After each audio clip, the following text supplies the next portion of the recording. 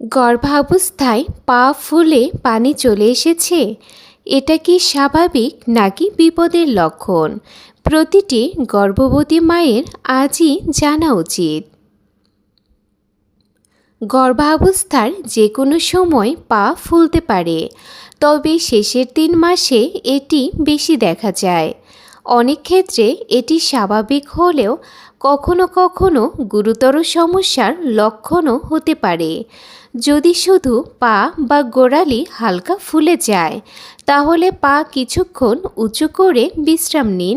চিকিৎসকের অনুমতি থাকলে প্রতিদিন হালকা হাঁটাহাঁটি করুন, পর্যাপ্ত পানি পান করুন এবং দীর্ঘ সময় একটানা দাঁড়িয়ে বা বসে থাকবেন না। আরামদায়ক জুতা ব্যবহার করুন। কখন দ্রুত ডাক্তারের কাছে যাবেন?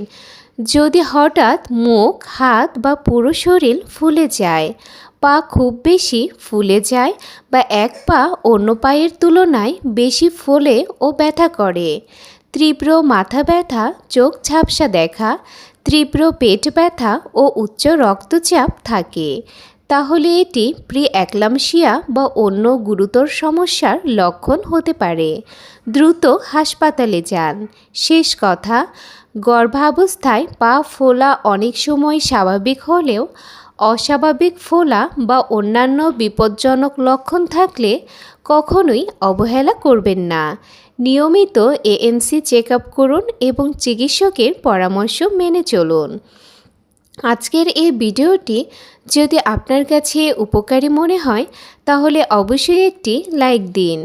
আপনার কোনো প্রশ্ন, মতামত বা অভিজ্ঞতা থাকলে কমেন্টে লিখে জানান।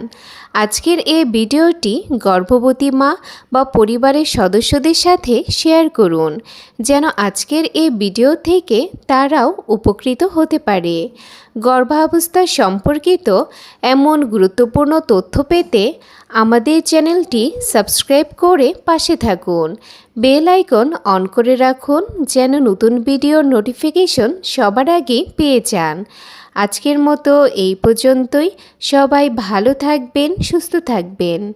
আল্লাহ হাফেজ।